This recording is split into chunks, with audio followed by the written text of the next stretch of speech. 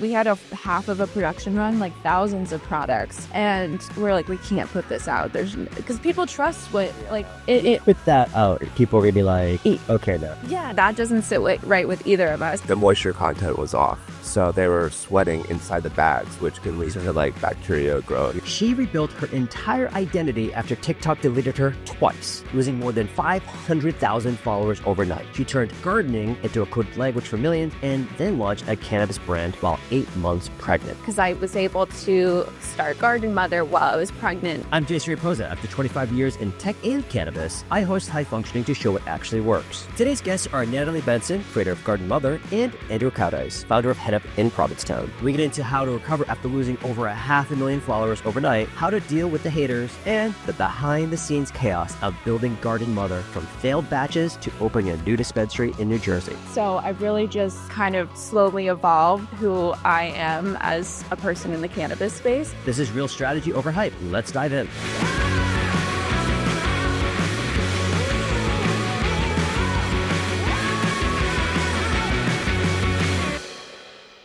Chew, wait, hope. Hard pass. Pocket uses micro and nano-emulsification, so effects show up in about a quarter hour. It's the gummy experience without the gummy lag. Pocket your chill and keep moving. My name is Natalie Benson, and it's a very loaded question. I feel like I do a lot of different things. It starts with, I would say, my core job would be content creator, as much as I hate that word. I started posting on TikTok and Instagram a couple of years ago, and that's kind of evolved into much more. I started working with my husband, boyfriend at the time, a couple of years ago in the cannabis space, and that was kind of my first dip into the pool, and then I kind of got hooked from there. And slowly, with the content creation that I was doing, it's evolved into this whole brand of Garden Mother and other facets of the business. I'm opening my own dispensary as well in New Jersey. So I've really just kind of slowly evolved who I am as a person in the cannabis space. But I would say my core career stuff is being a content creator and running Garden Mother. Very cool. Yeah. Better. I'm Andrew Cowdice, and I do cannabis retail, and have been building a cultivation manufacturing facility for 5 years. So it's been quite a journey in the cannabis space. I started it when I was in college back in 2017, and haven't looked back since. Very cool. So there's so much that you guys just said there that I could poke into. I would love to. Let's start with the content creation. Why is that a loaded term? Why don't you like that term, first of all? I think because it's so widely used now. I feel like everyone's a content creator, honestly. And I guess influencer is more the like, oh, you're an influencer. But, it is a career and it is a real job. However, I think I like to think that I'm more than that in a way. And like I said, so many people are content creators. You're a content creator. He's a content creator.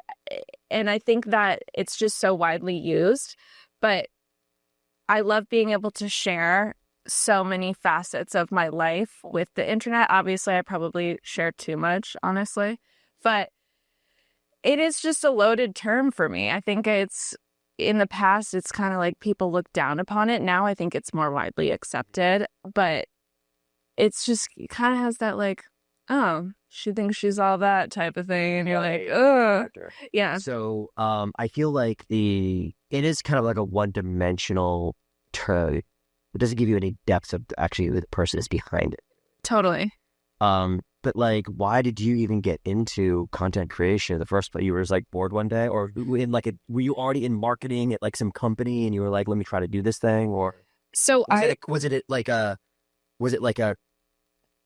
specific effort? You're like, I'm going to be an influencer, or were you just like, let me play around a little bit first? When I was in college, and it was like right around the time I met Andrew, I started posting on YouTube like vlogs. That was when people would do like daily vlogs and day in my life in college and stuff like that. And I never took it really that seriously. I grew it, a little bit, and then I didn't really know what to do with it because I would just be posting the same thing. I wasn't. What kind of numbers? I had about 30,000 on YouTube, and I think like maybe 10,000, 50 to 20,000 on Instagram. That's a good size. Yeah, like Sure, you're starting out. That's great. yeah, at the time it was, but again, I didn't really take it as a job. I was kind of embarrassed. It was 2018, 2019, and I never innovated my content, and I think it just fell flat. And I didn't know what I wanted to do with my life. I felt like at that point I didn't have a firm point of view or something that really set me apart from all the other girls that were doing that at the time. It was more of like a vlog content, Yeah, kind of style. exactly. Doing today. Yes, and it's like, okay, girl, you go to class, you go get your coffee, and you go get Sweetgreen. Like, you got to do something else, sweetie. So, that kind of fell flat. Then a year or two went by, and I think I like kind of dipped my toes back in, and then was on the influencer marketing side. So I worked at an agency and was kind of helping facilitate brand deals for other influencers. And around that time, I got really into smoking weed. High Functioning isn't your average cannabis podcast. It's where business, wellness, and culture collide with honest convos from people actually doing the work. Tap in at High Functioning Show and hit subscribe so you don't miss a drop. Now, back to the episode. Okay. And That was because you were working with, at that point, you're client services probably. yeah, and I'm like, It's a very wild world to be in. a little bit. And I'm like, why don't I just like rip this pen to get me through the day? And I was like, oh wait, it doesn't do what it used to do to me. I feel like I used to think, oh, I would just need it to like go to sleep or like to chill out. But actually I found that it made me like very productive. And I was like, wow, like all the juices are flowing. Like this is awesome. And then I slowly started to share things online about that. And at the time I actually had a different like endeavor going on. I made like girly rolling papers, and I had kind of like a small following of cannabis people. Andrew in your life at this point? Sorry? Was Andrew in your life? Yes, he was. He's been in it through like my whole content creation career, actually. Well, I didn't know if he was like a big influence, being like, hey, try this, you Benjamin, and like... Kind of. I would say kind of, because like the first time I met him, like, or like the first time we hung out, like I took my first dab with him. Straight to tap. Yeah. Wow. I was like, so yes, he definitely had influence of like me being like a little bit curious of, okay, I want to try those things. And then, yeah, so it was called Roll Cherried. I had like rolling papers and whatever. And again, that kind of fell flat after like a year or so. And then another year went by, and then I started posting on TikTok again because I was like, I'm bored, like want to add something. And then when I started sharing about cannabis, that is when things like really started to pick up, because I think the way I was sharing it was that, okay, I'm just a normal girl who smokes weed and is productive. And it's not this stereotype that people think of, like lazy, just eating snacks, like, just the old archetype of a stoner. And I think people... The podcast is, this podcast is called High Functioning, and that's why you're here. Precisely. Exactly. And I think that really resonated with people. And then I had my account taken down twice. That's what I was going to ask next, because TikTok is one of those places where age gating is like a weird thing in TikTok. And I know for a fact, my daughter, when she was like 10, she was like, I want TikTok. And I'm like, okay, we'll figure out how to get it. And then it was like, you have to be like 13 or whatever, plus at the time. Yeah. It was. And I'm like, if you have to be 13, what kind of content's on there? I started looking at the content and I'm like, oh, it's not great content for my 10-year-old. But I'm like, eventually she finagled her way to get a TikTok account. And now she's like crazy on TikTok, my daughter even. I love that. It's so easy to just fall down the rabbit hole. But that's the thing. Like, you get served content that they think that you want. I feel like your For You page, it knows you better than you know yourself. Yeah. I'm like, oh my God, what does this say about me? But yeah, so when I started sharing about cannabis, as you mentioned, like, it's so strict about what you can say. Like, I would say gummies, and it would be like, you're done. Community guidelines violated. And I'm like, what the heck? Yeah. So at that point, I think I had like 50,000 followers on TikTok. And I was like, and I got my account taken down. I was like, I'm never going to get there again. Like, I'm never going to get back. It really did. But it was the best thing that ever happened, because then it was like, okay, we're going to call it gardening and like come up with all these silly terms. You're the first person I heard that from. Yeah. When I heard gardening, I was like, oh, that's so clever. Yeah. It was one of those terms where it just immediately made sense. Yeah. I was just like, so I totally stole that from you. So some of my videos, I'm using gardening now. Please. I mean, now it's so widely used. It's crazy that that's how it started. But again, it was like having that account getting taken down was the best thing that happened, because after that, then it grew so much more, because when I started using the terms gardening and doinkers and penfur and dabigail and like, yeah, like people, it was kind of like, oh, if you know, you know, and Right. all these people, it just like snowballed. And then I think about a year later, I had another account I was at like 550,000 followers. Is this TikTok? Yeah. And that got taken down. And so that was about a year ago. And now I'm back like to where I was, which is great. It's just at that time I was like, are you kidding me again? But it just shows, like, I think it mirrors the cannabis industry as a whole of like, and I'm sure Andrew can speak to it, is like, you get knocked down so many times and it's not easy. It's like there's so many hoops and tribulations that you have to get through. And if you just have to keep pushing. Yeah, there's so many content creators out there that are in cannabis that get their accounts banned or whatever, like shadow banned, even, Yeah. which is like worse because you don't even know Uh-huh. what's going on. I'm still posting and everything. Things I think it's working, but it's not. Like I think of like Miyabi, for instance, who creates great educational content, and she's getting hit. Yeah. You know what I mean? Dr. Riley Kirk and stuff like that. It's just like they're creating great content. It's educational. It kind of destigmatizes things, but it's not like, hey, let's go get wasted and like go and say, you know what I mean? And it's not that type of content. So, and they're getting hit too. And I'm like, that doesn't make any sense. But so picking up where we left off with you, Andrew, though, like you've been together for a little bit now. When you started your journey, you said you were in college. Yep. So you were actually trying to start a dispensary at that time, or manufacturing? Both. Okay, you were everything at the same time. Everything. Yeah, I was a freshman at BU, 2016 is when it legalized, and You wrote to your professors a business plan, like, yeah. I mean, I just knew immediately that's what I wanted to do. I mean, it wasn't even like a question. And my best friend, who I still work with, Colin, he was growing plants in his apartment. So my best friend Colin, he was growing plants in his apartment, and I was like, we're gonna get along great. And I got to ask him, I was like, hey, like I really want to start a dispensary and try to do cultivation manufacturing. Do you want to do it with me? And he was 100% on board.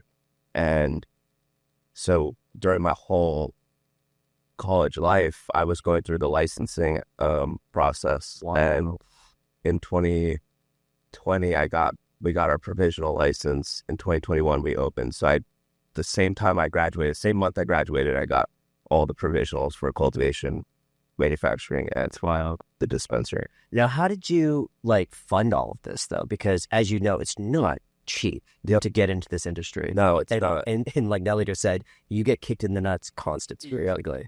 So in Provincetown, I chose Provincetown for that's where my dispensary is. I chose it for a couple different reasons. I grew up, my mom and her partner, we would go there for family week. There's a whole thing there about like my life in P-Town, but I thought it was great during the summer. Just a lot of foot traffic. Thought it'd be great for business.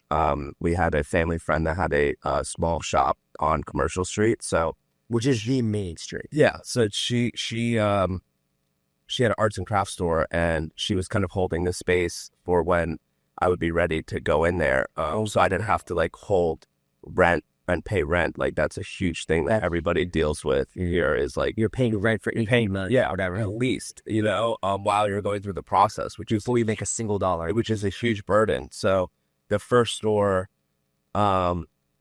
we went in there when we were ready. She handed over the space to us, and we didn't have to pay rent for a long time. That's awesome. And then we built out as like bare bones as we could. I mean, I think did you see the first space? Yeah, before you expanded. yeah, it was a tiny little store. Our vault was a closet. It was super small, and then we kind of just like kept putting every, and that was when eighths were like $60 and stuff. So Golden days. different back and when everybody was like $2,000 a pound. So right, exactly. You know, where you kind of were able to generate some profit. So we put everything back in and took over the adjacent space next to us. Was that part of the original agreement kind of thing? You are down, you're going to expect. Oh, so they could just have it leave. They happen to be. They have. That's what's happened to this building. Every time someone moves, I'm like, I'm taking that space. I just need more space constantly. We wouldn't be able to do it if we weren't open originally. So it was somehow like one blessing through this whole process was that, and then we renovated the whole space and made it a bit better. I remember because I had done the first time I went there was at the end of the PMC. So I was at the Challenge, Edwards Edge in P-Town. And I was like, hey, I got to go check out the store real quick. So I popped into the store and I was like, Andrew, like, you're going to bring our drinks in, blah, blah, blah. And he goes, let me show you something. And so you literally like, come over here and you open your vault. It was literally a closet. I was like, oh, that's why you can't take so much product. Yeah. Because as a neophyte, I'm getting into the industry too, and like super naive about like what a vault even like looks like, depending on, every dispensary is a little bit different. I walk into that one and I'm like, I totally get it. I'll lay off the sales pressure a little bit because there's no chance you can be taking cases of our product at that. Yeah, point. especially drinks. It just takes so much space. It's so much space. That was the math, and I'll do the math with you when I take you over to the vault. But like, if you were just a volume basis of like size and weight, drinks is 99% water. Yeah. Right. So it's like they're so hard to move. They don't generate a ton of money. Mm-hmm. I think the way we calculated it was one pallet was approximately like $700 worth of like wholesale cost, whereas our case packs now are like $700, and it's like small. It's like half the size of a shoebox. Yep. You know what I mean? So it's like it made total sense to like not be in drinks for us at that point, which is why the seltzering equipment. Yeah, it's like yeah, and as a retailer, it's like a very low. You don't make much on it either, and it takes up so much space. And where it could be allocated to something that I could make $25 off of. A little package good to spend. But it's P-Town though. But like I think of when I think of P-Town, I think obviously it's a cyclical. There's it's seasonality. We'll say right in P-Town. So in the summers, the traffic on that street is insane. Yep. And you must get so many people in there. But I would imagine drinks would be popular though, right? Because it's just like I need a drink real quick. They are, but they're not. People just.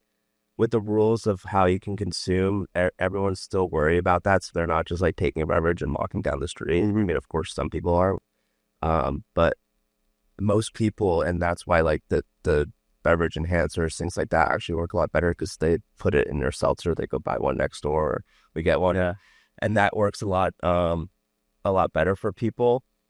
But talking about the influx of people during the summer, we have 4 dispensaries. In P-Town. That's good. So there's 3 on commercial, I think, right? 4 on commercial. Just 4 on commercial now? There's one off of...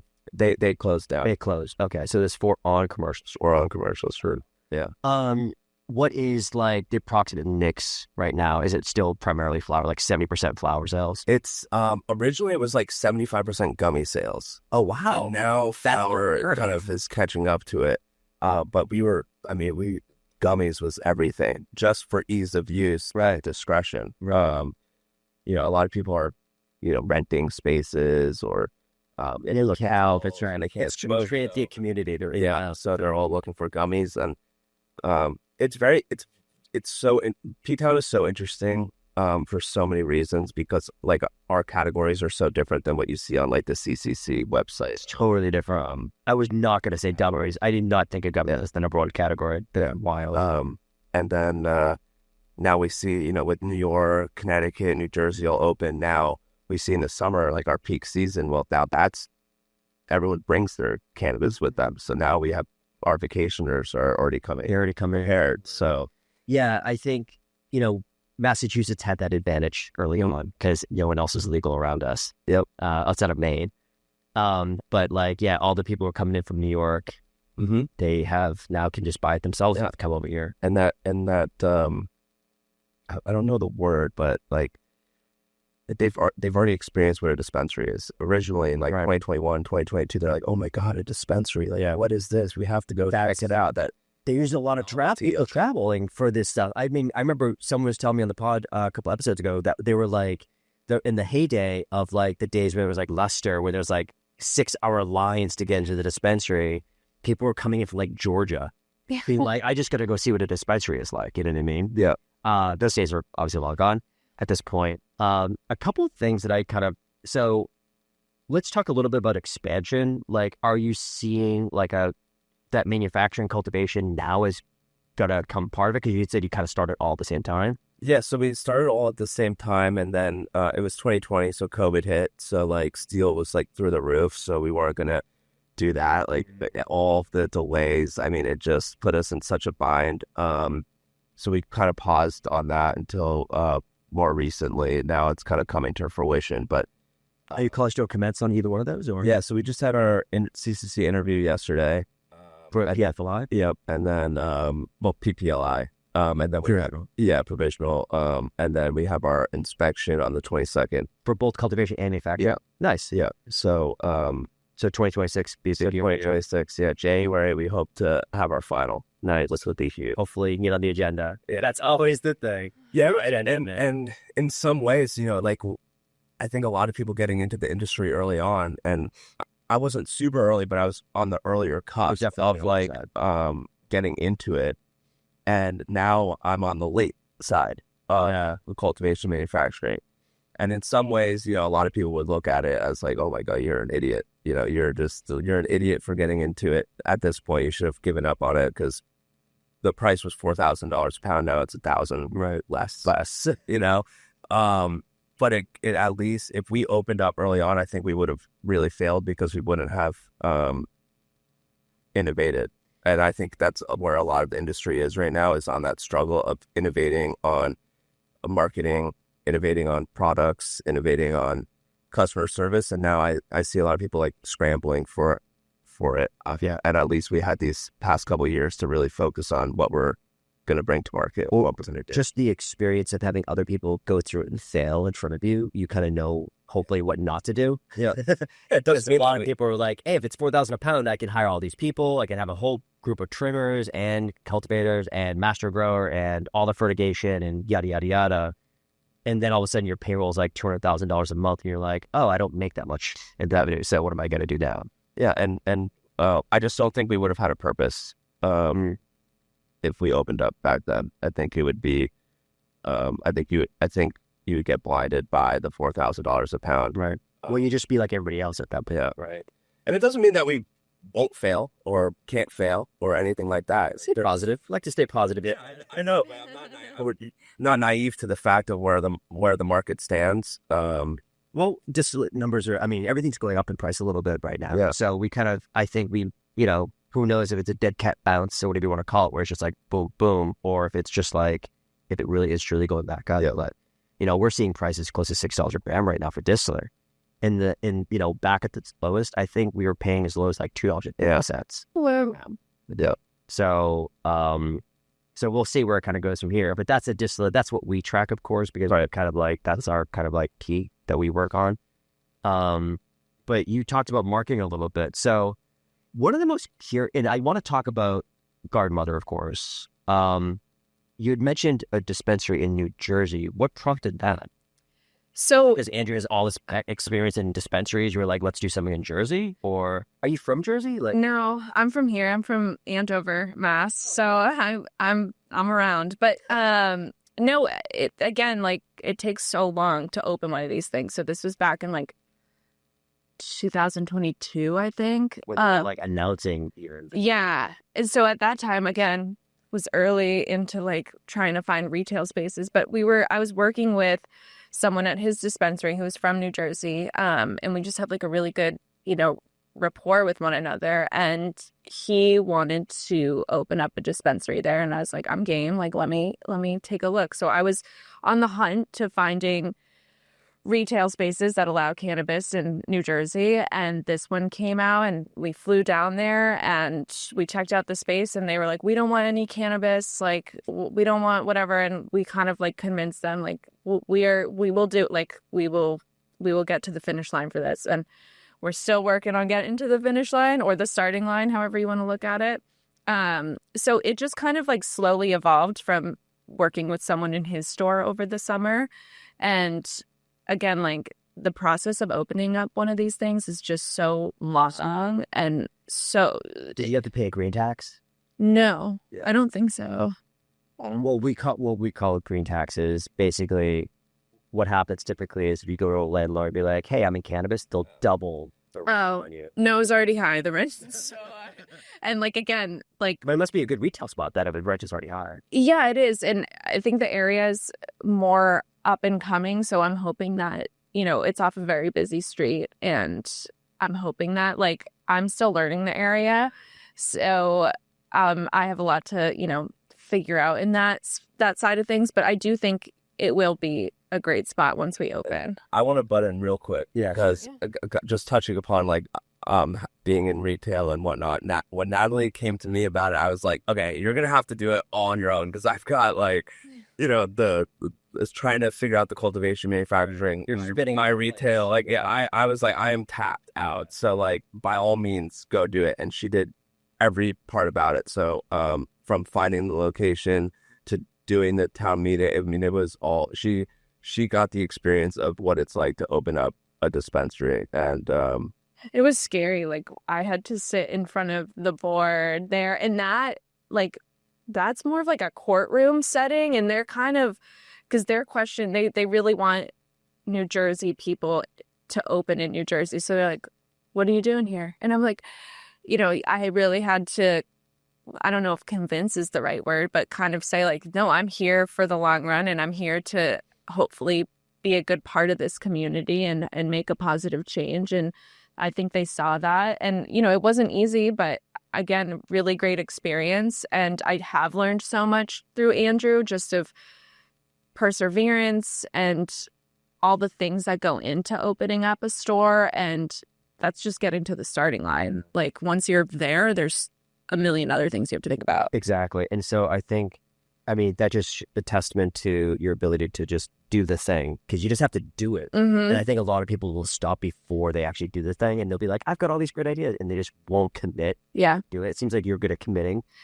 I've had to learn that. I feel like as I mentioned earlier, didn't really commit, and that shows when things fall flat. But, you have to, when things are not going to go your way, like almost never they're going to go your way. And when they do, you take it and you run, but you have to just keep going. And I think as long as you have a goal at the end, and that may change, you just have to have the foresight to say, okay, I just got to keep going. Yeah. And so going back to the content creation side, when you're thinking about kind of like, if you were to give advice to somebody who is starting today in content creation, any specific things come to mind? Just to do it. And Andrew might disagree on this because we have a little bit of it like this. He's like, it has to be polished and think of something. But I think post. Because in the beginning, it's like throwing spaghetti at the wall and seeing what sticks. Because that's how it worked for me. It was like, I was doing, these are my vitamins I take. This is my morning routine. But then when I started talking about cannabis, it's like that got really sticky. So it's like, then you recreate that. And then again, you have to go through the rebuilding phase. Like it might fall a little flat or get a little bit dull, and you have to reinvent again. So I think just keep posting until you find your specific niche.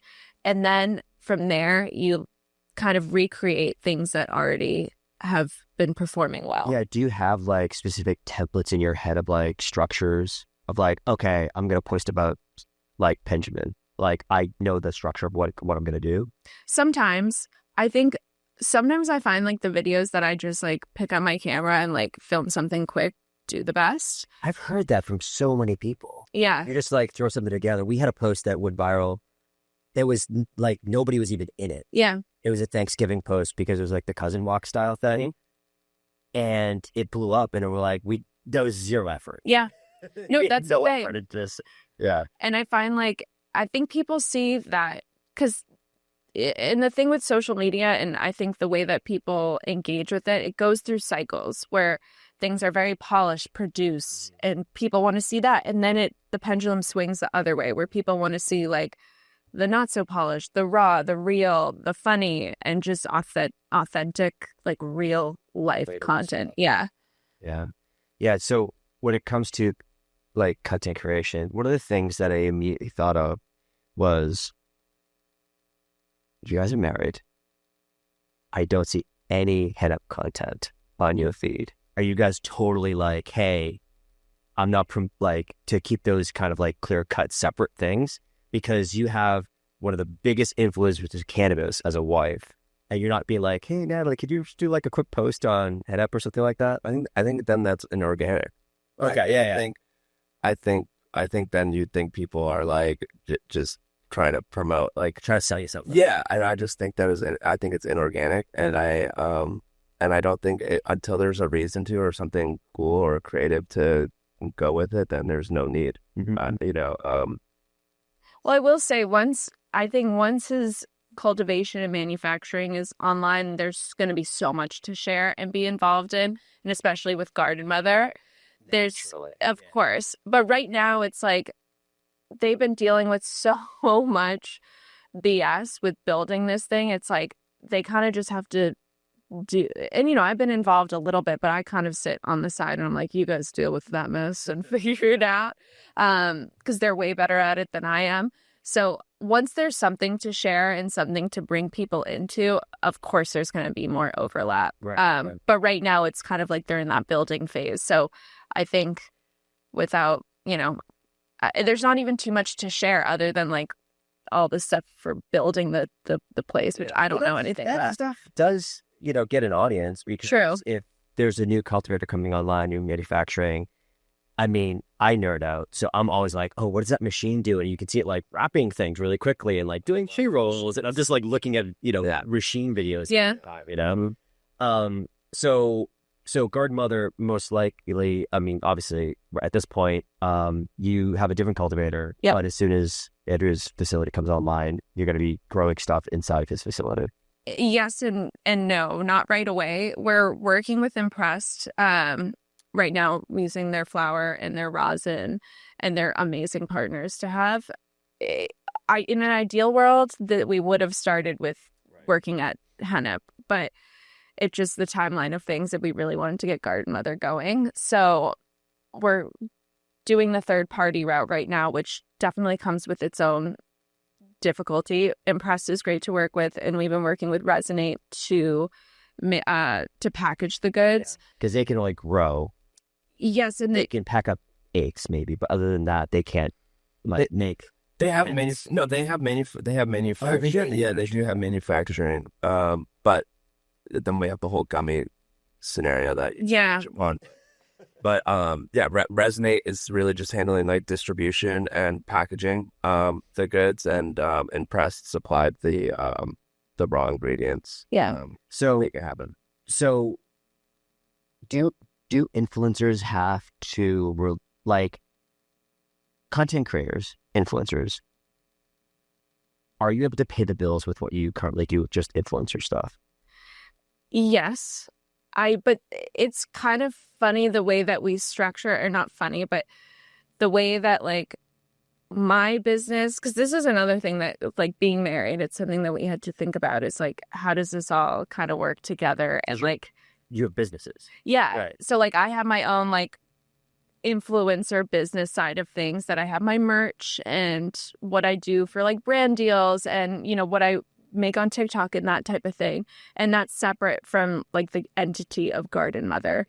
So, and that's important to me. And that's something I've voiced, like, my merch business is my merch business, and I want to make sure that that still stays kind of separate from Garden Mother itself. So we did have to think about and have conversations of like how these businesses are structured. So like, yes, I'm able to sustain myself with my own business, and then we kind of have like our own separate structure for Garden Mother itself. So do you find that one of the keys to being an influencer for the long term is to have these secondary kind of sources of income? Yeah. And even become primary sources of income? Yeah. Think of like Emma Chamberlain, for instance, making coffee. Mm-hmm. It's like she converted her audience into like these coffee drinkers, right? Mm-hmm. Is that like something that you kind of like, again, like pre-emanated, how do you say it, like thought of in advance and you're like, I'm going to go down this path? I think it happened organically, but I think with content creation, and you want to try and make as many revenue streams as you can without being like, spreading yourself too thin. But I think if you can diversify your platforms and diversify kind of your offerings, that's the best way to be sustainable in it from what I've learned. I'm by no means an expert, and I think Emma Chamberlain's an excellent example because her main thing was YouTube vlogs, and now she's gone far above and beyond all of that. If you're into cannabis, entrepreneurship, or just like hearing from people who actually build things, check out High Functioning. It's real talk with founders, operators, and big thinkers. No fluff, just game. New episodes drop every Friday, and you can subscribe and listen at highfunctioning.show. All right, let's get back to the show. She's there with CPG at this point, which is kind of what you're doing. Yeah. Right. So it's just like now I have my own product and I'm selling. I know it's separate from the merch and all the other stuff, but naturally that's where my head goes, is because there's a few different various sources of income. Right? Mm-hmm. Like going back to the starting over point, if you were to start over, what would be the primary source of income? Would it be like, I'm going to continue just be on TikTok and YouTube and Instagram, whatever, and just generate revenue that way? Or do you immediately start thinking about building a brand alongside it? Or some other, or brand sponsorships? Like, what's the number one thing you go to as an influencer? I think in order to build a successful brand, in my opinion, that has a community, you have to build the community first. Because I think, and that's part of the reason why I think Garden Mother will hopefully be what I want it to be and what we see for it, is that it all started with not trying to sell product, not trying to sell anything. It's just trying to relate on an idea and relate around the love of cannabis. And then you get these people that like just, and I feel so blessed. I'm like, I don't even know how or why or what, but they just love to support me. And like, that is just the most amazing thing in the whole world. And when you have diehard people that are willing to support what you do, that translates into the brand. So I would say always, like, you have to have like your core pillar of who you are and how you relate to your community. And from there, you can really scale and create a business that complements them. It will be. Were you going to say something? Yeah, I want to jump in just a second because I think it's an important piece of the puzzle, because I think with you starting out with like gardening and doing the strain reviews, you didn't take any brand deals from any cannabis company. I think there was one brand deal, and it was like Rhythms Cola. Oh yeah, that was pretty cool. Which was cool. I sold like a single cola. Yeah, single cola in a beautiful box and stuff, and that was really cool. So that was like a one-off, but it was, I think, what you were able to do successfully was create that trust between you and the audience of like cannabis. I'm not really gonna I want to give my honest opinions, my honest feedback, like. With Impress, and this is an amazing story of how our relationship with Impress started out. If you want to share that, or I can go. Yeah, well, I do these reviews, like gardening reviews, and I posted something about Impress. I got their flower, and it just had been sitting on the shelf for a while. So it was like really dry, not great. So literally my video was like, I'm unimpressed with Impress. And got an email from them right away, and they were like, we're so sorry that happened, like we'd love to make it right, like can we drop off and gift you some samples? So I was like, of course, like I'm so down for that. And that part has like, then we just fell in love with Impress because they gave us like fire flower after that, and then we got connected with Allie and Ralphie, and they're just great people, and you can tell they're so passionate about what they do. But it just goes to show that, okay, even though you're like honest and I shared my opinion on something, you can connect with people about how they intend to make it right, or how, like, it's just a very real thing. Not every flower is going to be perfect. Not every product you put out is going to be perfect. But it's like, if you can put your ego aside and say, no, let's make it right, then we have this great relationship with them now, and they're creating Garden Mother products. And I was going to say, the Garden Mother side of things, you have to be careful of that, because once you sell it wholesale, you don't have control over it. It could sit, and maybe they don't pull the oldest product first to give to the person. Maybe they're pulling all the new cases or something like that, and all this old product just keeps on aging. Yeah. Like, you don't have control over a lot of this stuff. And you don't have control, much control when you're doing third party either. Mhm. They're not your employees. It's not your facility. Yeah. You're not in there working, having every eye on every piece of the. Yeah, so the quality, you have to be there for quality control. Yeah. So, I mean, I think this is perfect to go into like the The gummies. gummies. And again, you have to build trust with your community and your customers. So Yeah. you mentioned the gummies a few times now. Tell me about the gummies. What's going on?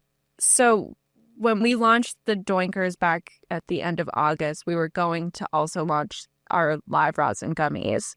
And this is also like a huge learning that we had to go through, was that we worked with people in California because I was originally we were going to launch there. And Formulation? yes. And then I got pregnant and it just like wasn't really realistic for me to be getting on a plane and like traveling there. So we're like, all right, let's bring it to Massachusetts. So we thought with our formulation and the rosin, like it would be rinse and repeat here in Massachusetts. So Assemble the parts for you. yeah, exactly. Not the case. So we had the formulation and we're like, okay, we're ready to go. Ordered all the packaging, packaged all the products. We're about to like send them off to dispensaries because we had all these orders already placed. Andrew goes and picks up test samples and he's like, these are not good. Like something's up. And so they were super bitter and just like it was not right. And this was like we had a half of a production run, like thousands of products.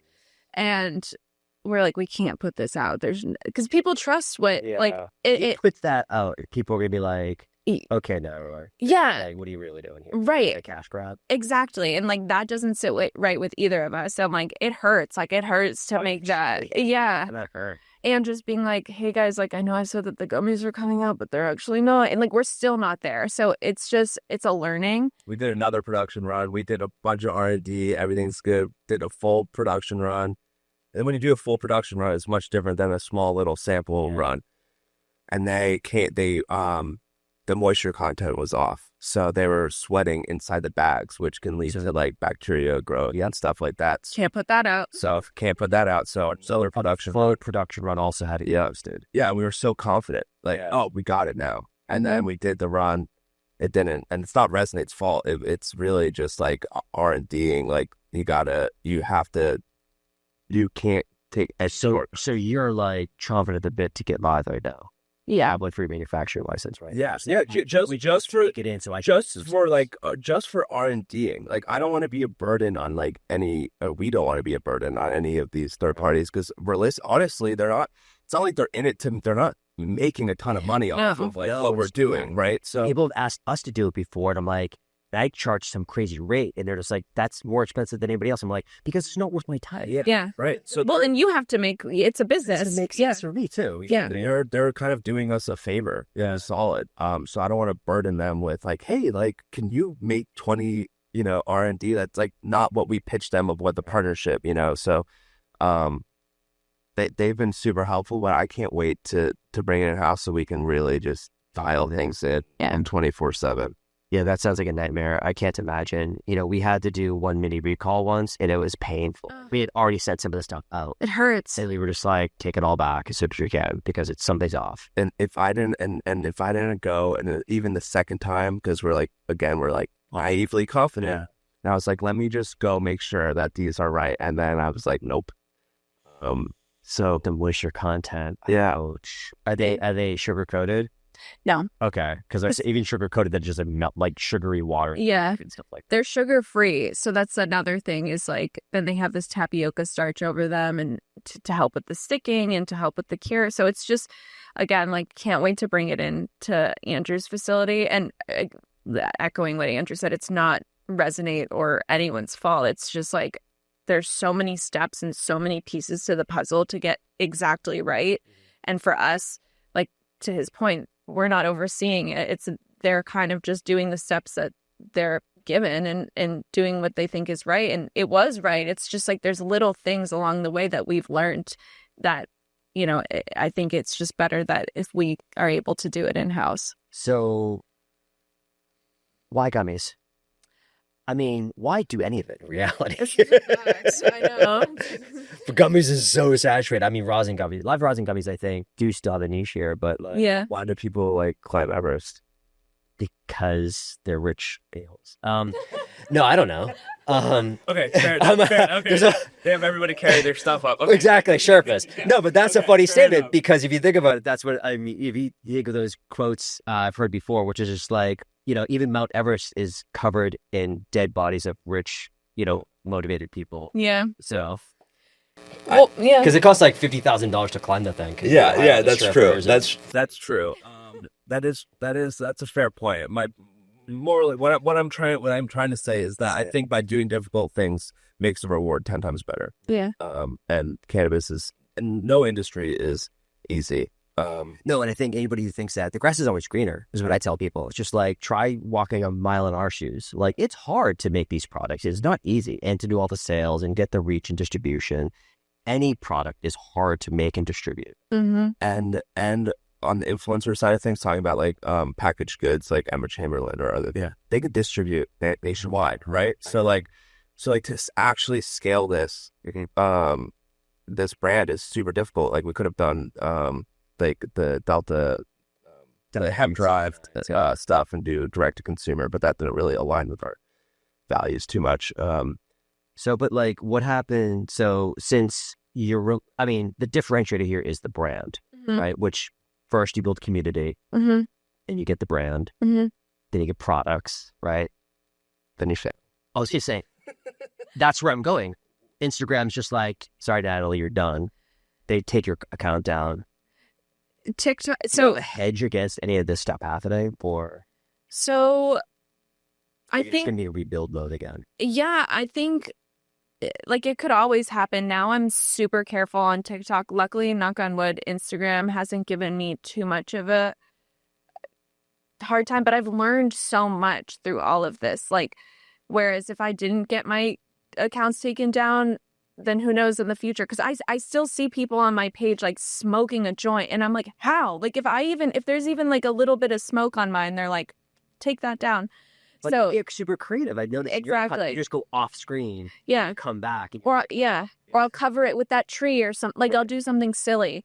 So I don't have like a hedge in mind. It's more just being creative with how we market it. Because that's the thing. It's like on social, you have to market a product without showing it. right. For cannabis. Like I can't be like, here's our live rosin pen and here's our doinkers and here's our flower. Like you have to just kind of trust that people will go and get it themselves and see it. Well, and that's the other part. It's not only the fact that we don't have D2C, it's the fact that like we also have to be super sly Mm-hmm. about it. So when we're talking about it, first of all, you can't see the product. Second of all, we can't sell it to you directly. So you have to, this brand is everything here. Yeah. It's just like you have to be able to trust the brand to be like, oh, and then you got to go seek it out on your own Mm-hmm. to a dispensary that actually carries it. How many dispensaries are you in right now with the Doinkers? Is it Doinkers lush right now? Yes. Just doinkers. Maybe by the time this comes out, Pennifer and flower will be out as well. What are we in, like burn like 30. 30? Nice.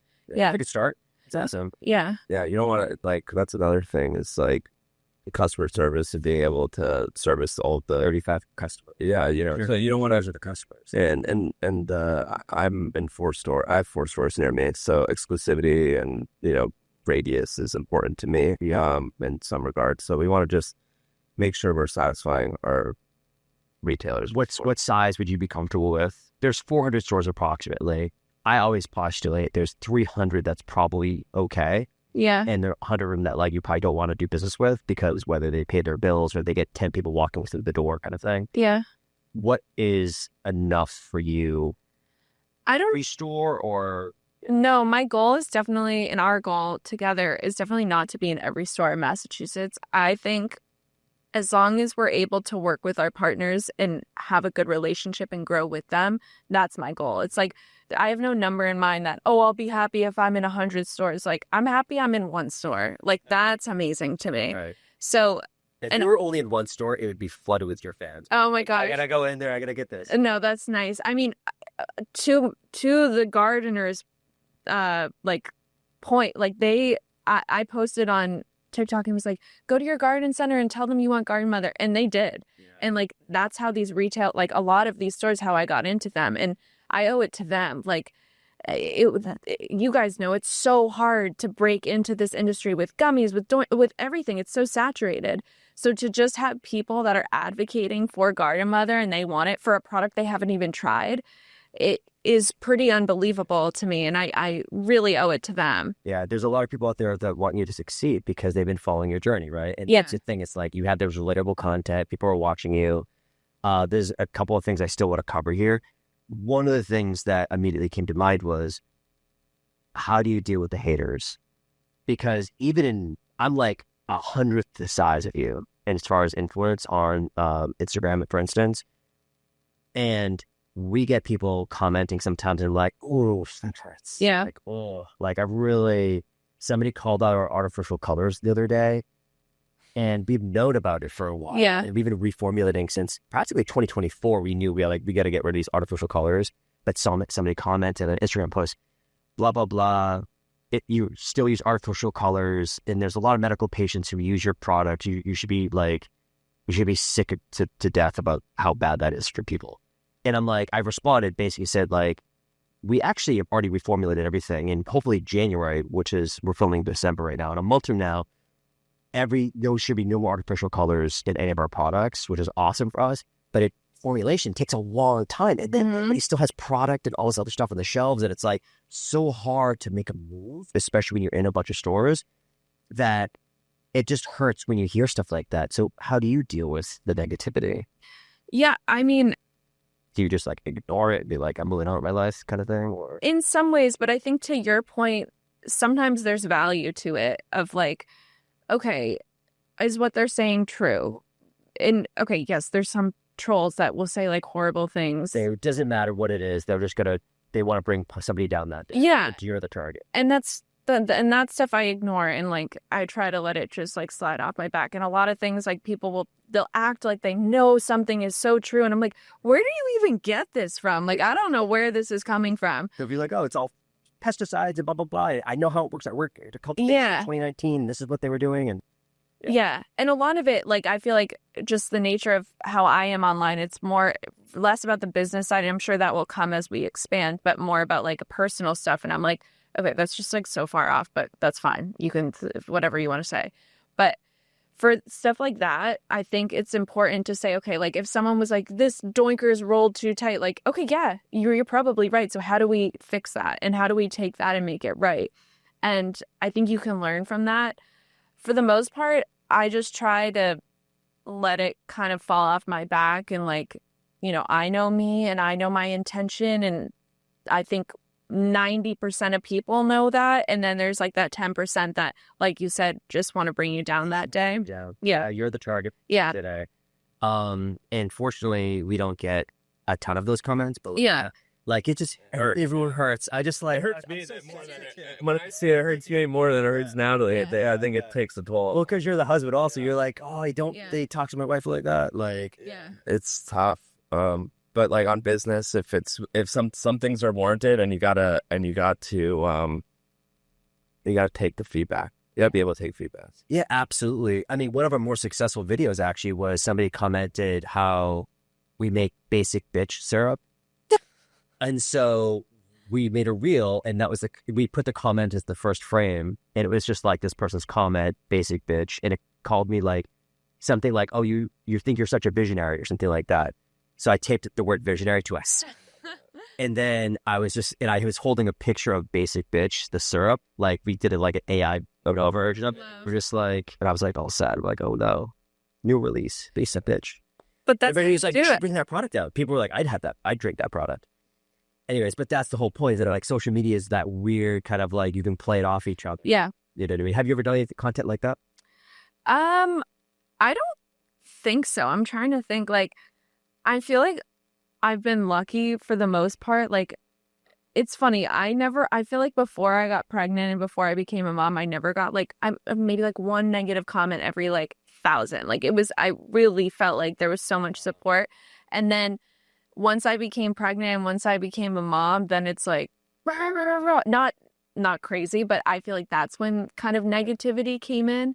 So at this point, no, but like, I also can just like laugh at things, like, and just be like, okay, Well, cool. I don't see, like, in your content, I don't necessarily see, I haven't seen that much content like that. I don't think I've seen anything like that. But I also, you don't really go into like the meme kind of stuff. Yeah. It's just more of like, you're still like that vlog style in a sense, where it's just like, here's what I'm up to today and here's what's happening in my life. Yeah. And it can be silly and funny too, but it's not necessarily like just some meme that's trending and you're like, I'm just going to jump on that. Totally. And I think what you did is such a great point. Like, and you see that people playing into the joke and whatever, like that is social media at its core, is like, because there's always like people on social media are so funny. Like even in the comments, if you look at like a funny bit, they're so funny. Like you're like, these people are comedians. Like those, and you really, it's just about how you interact. If you take yourself too seriously and you're like, I'm above that, like people aren't gonna like that. Like people are gonna love, exactly. People are gonna love that you find that the basic bitch syrup is funny. Like of course that's funny, and then that you're a visionary. Like if you took yourself so seriously, then you would get offended by that, you know. But you instead, you're like, no, I'm gonna take that, I'm gonna run with it and make it funny, and then spark a conversation. So as we start to wrap, I want to talk about the pregnancy side real quick. Mm-hmm. I'm a father of 3. God bless. Yeah. No, they're fantastic. It's my son just turned 16, my daughter just turned 14, and my 8-year-old is about to turn 9 in January. Wow. So it goes by. I know everybody's telling you that, but it is 100% true. Yeah. I fall into that same trap where I'm like, oh, tomorrow I'll play with him again or something like that. But it's like in the moment. And so I've been saying this phrase a lot, which I'll share with you here. And I've been sharing it with a lot of people in my entire career and stuff like that. The phrase is, these are the good days. Because you know how people always say the good old days is because people are reflecting on it? These are the good days. Yeah. This is stuff we need to be enjoying right now in the moment versus thinking about like, oh, remember those old days? No. These are the good days, right? And it fills you full of like that gratitude. Mm-hmm. I'm just so grateful for the position we're in, and we're surviving. We're profitable in Massachusetts in cannabis. It's amazing. But when it comes to the pregnancy side, how have your views changed, or if at all, on cannabis? Yeah, I mean, it's crazy because we wanted kids one day, but when it happened, it was a surprise. And now looking back, it's like the best thing that ever happened. And I'm so grateful it happened when it did. But for me, like as soon as I found out I was pregnant, I was just kind of like, okay, cannabis, that's going to be on the back burner. But like, it was scary because I've been working for 1.5 years on my content all around cannabis. I was like, are people going to still follow me? Or like, what does this look like? I'm not going to be able to smoke for the next, I don't know, year or two because I'm breastfeeding now. I'm still not smoking.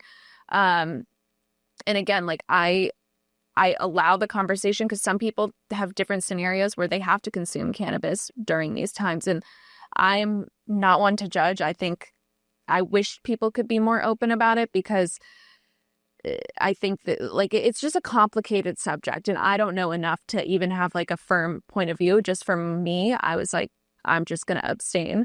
But as I've gone through this process, I think like a lot of people who follow me are around my age or thinking about becoming a mom. And a lot of them are like, I don't know how I would not smoke. And like seeing someone like me who was like taking dabs every 2 hours and then like just stopped. They're like, wow, that's really encouraging. Like that I can do that too. And I'm like, you most certainly can. And you will, if that's what you choose to do. And then like I've had conversations with Dr. Riley Kirk and because we were pregnant at the same time. She was very pregnant. She was here not too long ago. We were going to have her on the podcast officially, but she happened to be here while she was very pregnant. Yeah. No, and she's great. And she has like so much great like actual research and things to share with people about pregnancy and cannabis and breastfeeding and cannabis. And I think just knowing that it's something that can always be there and you don't have to be like, you can change and still have it in your life without consuming it. Because I was able to start Garden Mother while I was pregnant and use him to help with, R&D and smoking things and like having other people. And yeah, like things have changed, but I feel like this evolution now even makes Garden Mother stronger because I am a mom and I'm excited to get back into smoking once I'm done breastfeeding, and like having this community of moms and women that maybe are thinking about being moms, or, fall under that category in some way. And I just think it's something that people like, there's moms that drink wine and like Chardonnay, but like, what about the moms that smoke? And what about the moms that, do that? And I think there's a good amount of those. There's more than people think. Well, yeah, I'm sure during the toddler years, you need something to get you through the day. Like, so I'm excited to continue to evolve and share my experience as openly as I can. And again, I'm sure that'll bring like a whole nother slew of negativity. Yeah. The comments will definitely come out because it's be like, oh, you're a parent and you smoke weed. Yeah. All that stuff. Yeah. But I actually want to switch it up to you real quick as the dad. How, has your consumption been the same, a little bit up? Just can't smoke inside anymore. Yeah. Just had a now I got to smoke outside. We get my whole life, but since having a house. No, I mean, it hasn't. I mean, I'm not a huge consumer. Like, I'm not like a every day, all day. Like, Natalie blows me out of the water when she was consuming. I sure did. I'm more of like a nighttime, like go to sleep. But I mean, it hasn't changed much. I think, just like alcohol, and as a parent, I'm sure, it's a thought of your mind, like how, if I'm a consumer, how do I educate my child on, you got some years stuff.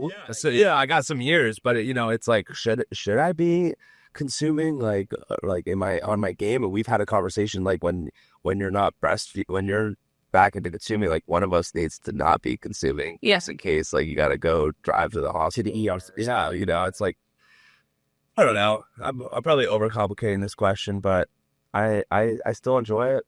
Yeah. Well, how is it for you? Like having kind of kids that are going in, like 16-year-old. He's a sophomore. Yeah. And so actually my daughter was probably the first one who got teased about it, because she was probably in like 6th grade.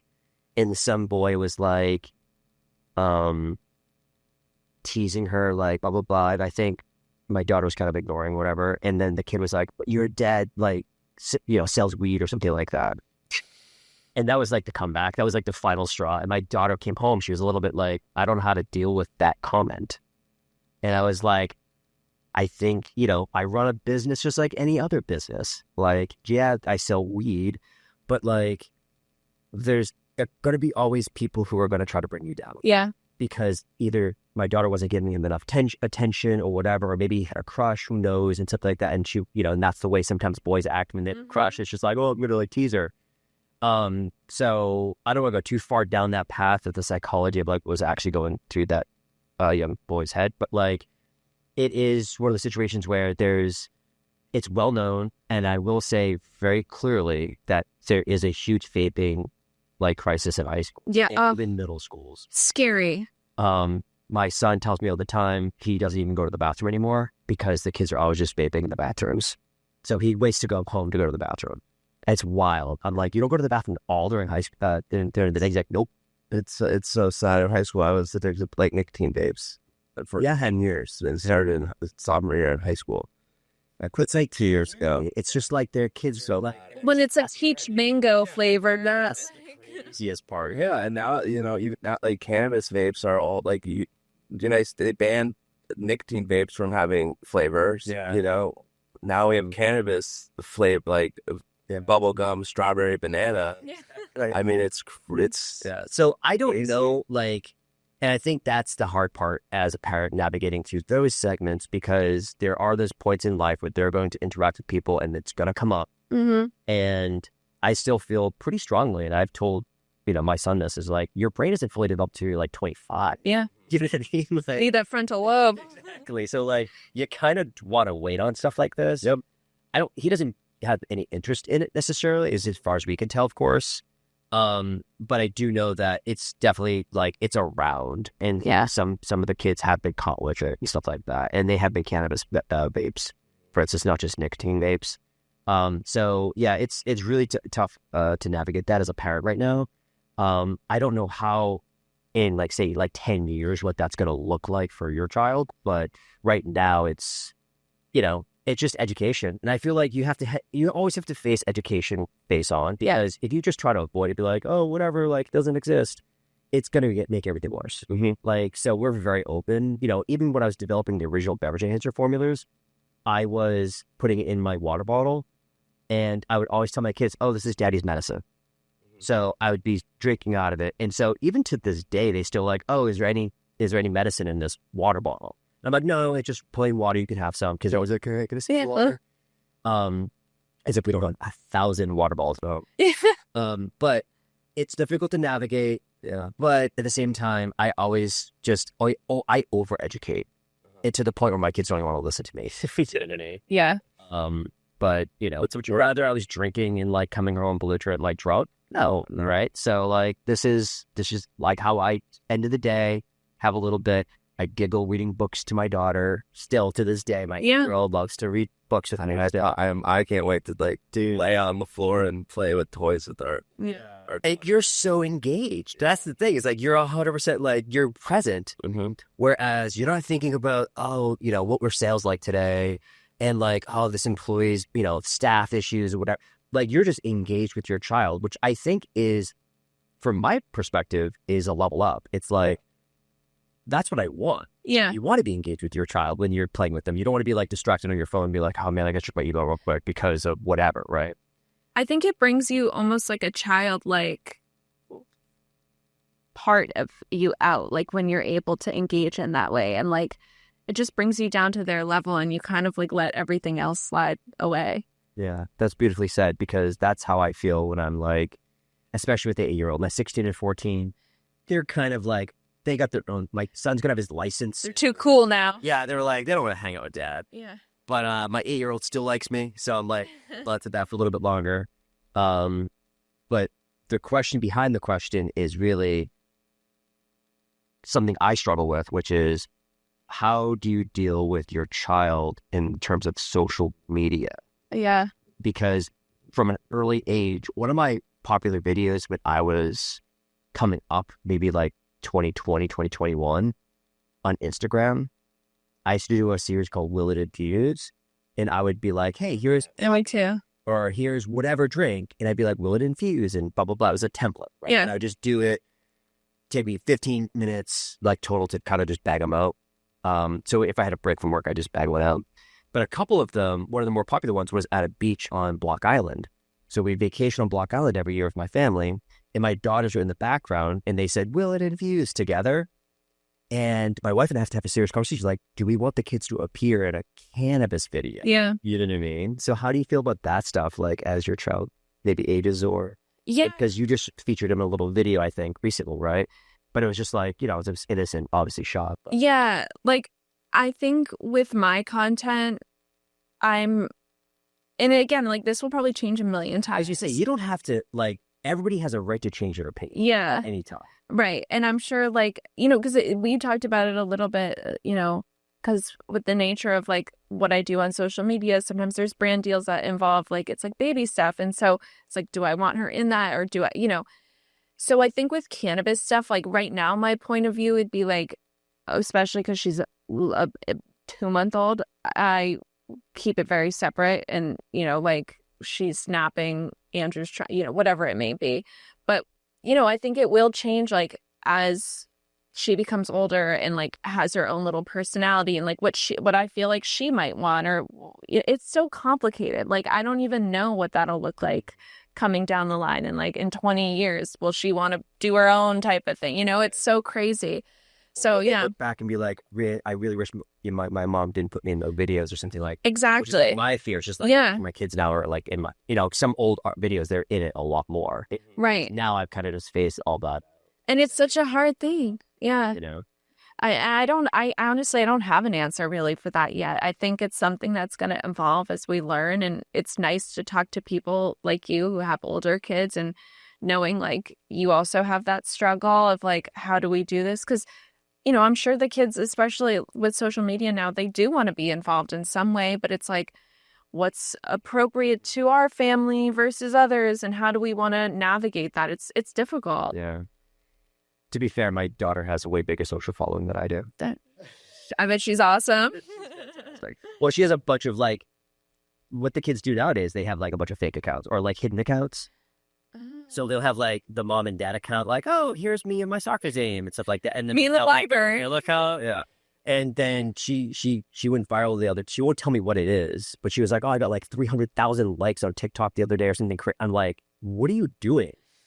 You're 13, not 14. I'm like, what did you say? Yeah. What did you do? She's like, no, it was just me in my room, and I was like, don't worry about it. And I'm like, Don't worry about it. so I wouldn't be worried about it. no, it's not. Now I'm worried about it. So now I got to go find like her account and like somehow follow it without her knowing I'm following. So you need the fake account too. I need the fake. Yeah. So as we start to wrap, like any particular shout outs or anything else, or you want to like mention that we didn't talk about? No, I mean, if you're in Massachusetts, I would love people to try the Garden Mother products, make a garden review, and, tag us on Instagram, TikTok. I think it's been so great just chatting like openly about all these different things. And, we're still very new in the industry and learning. So seeing you and your business and, having the podcast, I think it's super inspiring for us to just see how different people are getting involved in different facets and having conversations like this, because I think it's so important. So yeah, just like thank you for having us, and it's been so great. One of our biggest goals is to destigmatize. Yeah, This is like, we're just regular people. Like, it's okay. We smoke weed. It's all good. it's not that deep. It's not that deep. Don't think too deep about it. Yeah. Is there anything you? The only thing I would say is like, and the only comments that really get my ears. Circling back To like the hate is that like when people knock Natalie for, all you do is like you hold the camera in front of your face, or like, You're so pretty girl. That's why I'm getting all the attention. Kind of thing. it drives me insane because, and like I know she's my wife, but she works harder than like They do values. anybody I know, and like if it's so easy, grab a camera and do it, because when I'm on camera, I turn it to like a robot, and it is way harder, and there's so much stuff that goes behind the scenes. Like, for example, this podcast, all the stuff that you have to do to make it happen, people don't see, and they just see the final product, and it's so difficult. So difficult. Kudos to you, Natalie, for doing it, because I could never. But anything that people want to do, just give it 100%. Yeah, Gotta go for it. Moral, what I've learned in cannabis, what I've seen through social media. If you just gave up after, you didn't see the success you wanted on YouTube, you would never be here today. So if it doesn't work right now, it doesn't mean it's not going to work. You got to commit. I have to commit. Hey, thank you so much for coming on the show. thanks for having us. It's awesome.